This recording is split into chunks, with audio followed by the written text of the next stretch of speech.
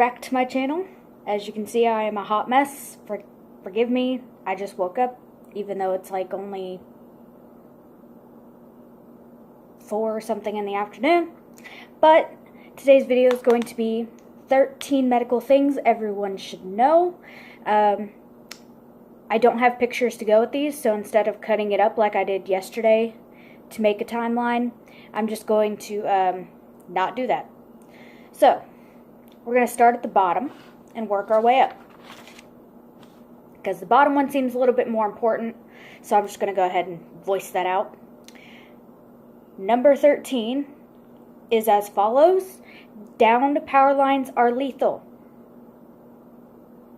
Yeah, I don't know how many times people have to voice this, so I'm just going to voice it again for everyone's benefit. They're lethal. Don't go near them. A downed power line is a very bad thing. It can go through the dirt around it,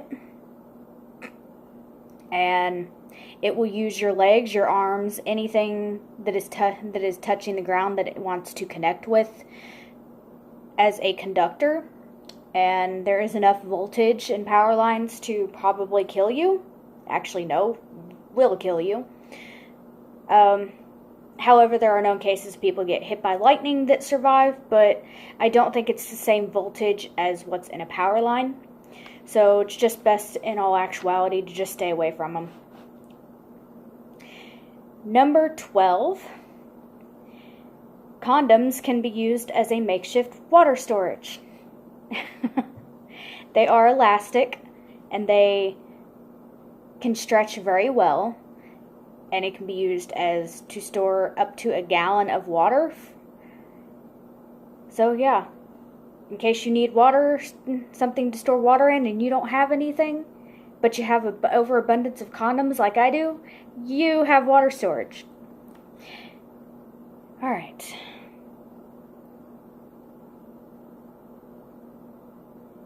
Number 11, a bright flashlight can be a weapon. I don't understand how this can be used as a weapon, but I'm sure it could, I guess. Apparently using it to blind them temporarily to get away can be used to stop a mugger or something to that effect. Personally, I'll just stick with my knife and my pepper spray, so yeah. Alright. Number 10. I should write these numbers down.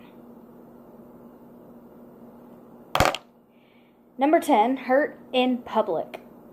Okay, so in other words, there's a bystander effect, apparently, from what I looked up. Bystanders will not help people because they think someone else will intervene and help the person, and so they just don't do anything. So to avoid that effect, you need to single out one person. That's if you can communicate to begin with, for help. And hopefully that will avoid the whole bystander effect of no one helping at all.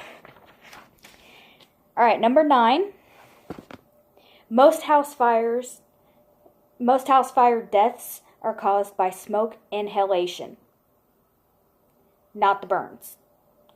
Stay low to the ground because, as firefighters will tell you, during a house fire, when there's smoke all around, closer to the ground is where the oxygen is. If you stay near the ground, you have more chance of getting out of the house versus running around the house with your like a chicken with its head cut off. It's just best to stay low to the ground and crawl. Alright. Number 8. If you get stabbed or impaled, leave it be. Taking it out will increase blood flow and create more blood loss. That is actually very true. It is a very stupid move to take out a knife if it's impaled like anywhere, especially if it's up here, because that is where most of your blood will go to do the whole circuit that it does. And if you take it out, it will make you bleed out faster. If you go to a hospital with it in, they will have more chance of getting it out and keep you from dying of blood loss versus you doing it yourself. So bandaged around it. Make sure that the wound itself, like the thing around the impaled object, is not uncovered, because you don't want to getting it infected on top of it. Number 7, cooking oil that catches fire. The best way to put that out is not with water. The water will sink to the bottom and will cause it, for lack of a better term, cause it to explode outward. The only way to avoid that is to actually to take the heat off. So if it's on the stove, you turn the burner off, and then you take something and you cover the entire thing with it. It takes the oxygen away from it. It smothers it, basically. That is how you put out a cooking oil fire. Now, I'm not entirely sure if that could be used on any oils, to be perfectly honest. I don't know. All I know is that works on cooking oil. And my house is a freaking mess. Okay, so number 6. You can go 3 minutes without air, 3 hours without shelter, 3 days without water, and 3 weeks without food. Now, if you're not in an environment where you have no food or water at all, most things that you will find in your house that are food-wise will have water in it. Not everything, but some of them.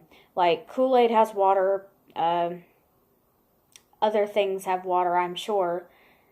So the chances of you in an everyday situation running out of water is very slim, considering that most everything nowadays is made with water.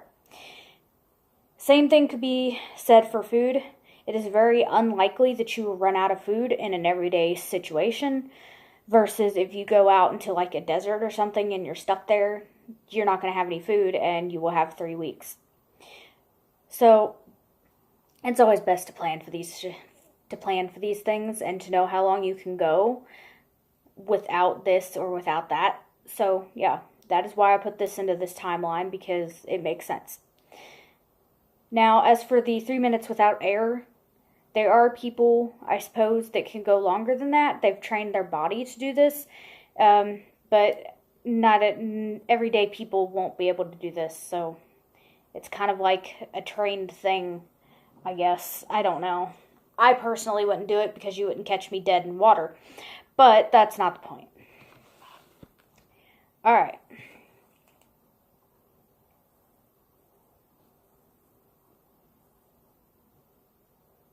Number 5, keep antihistamines with you at all times when you go anywhere, especially on vacation.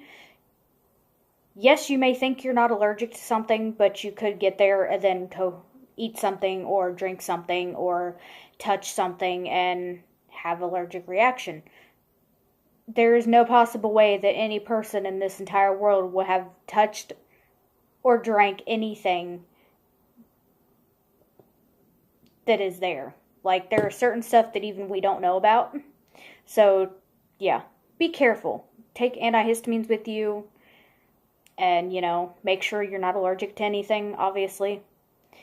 Alright. Number 4. You can do the Heimlich maneuver on yourself. Usually it involves the fist going up into your diaphragm. Or, yeah, I think. I could be wrong. Don't quote me on that. I've never done it on myself. However, I have seen in certain things that a chair can be used to do that, but I'm not entirely sure as to how safe that is, whether or not that would do any more damage than you doing it with your fist. So, I don't know. Number 3, don't eat snow for hydration unless you have to.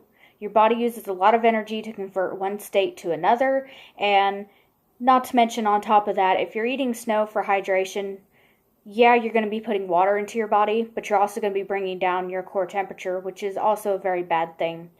Getting too cold will make your body shut down. Getting too hot will do the same exact thing. So it's always best to know when to avoid it. Alright. Number 2, Heat transfers faster through liquid than gas, so to stay warm, you need to stay dry. To cool off, you need to get wet. Yeah. Also, as I stated in number 3, your body is very finicky when it comes to that stuff. Getting too cold will hurt your body. Getting too hot will hurt your body. So you need to find that perfect balance, I guess. Cooling off is a good thing, just as getting warm is a good thing. But know when to stop. Like, if you're getting too hot, know when to cool yourself off. If you're getting too cold, know how to warm yourself up again. Alright, and last but not least, number 1, your brain can't handle walking and using your phone at the same exact time. Your brain can't handle it. It just can't. So look up. This is for anyone who uses phones, like texting and stuff like that as they're walking down the street or something. Your brain will not be able to process what's in front of you beside your phone. So look up. Look around your surroundings. Make sure you're not in danger. Quit acting like a bunch of fucking idiots. Basically, your brain will not know if there's a speeding car right in front of you coming right at you. It will not know if there's a pole that you're about to walk into. Your brain's not going to process this because it's focusing on 2 tasks at once. Using your phone and walking. So it's, for lack of a better term, stay off your phone if you're walking. Seriously. Yes, I guess keeping in touch with people would be important, but so is keeping yourself alive and keeping yourself from being injured. So, that is my video for today. It may be boring, it may be slightly weird, but that's okay. So, hopefully I will make another video tomorrow, and I hope you enjoyed my video yesterday of supernatural myths and legends. Also, if you have any video ideas for countdowns, please let me know in the comments below or on my Facebook page, and I will get right to it, and I will see you guys next time. Blessed be.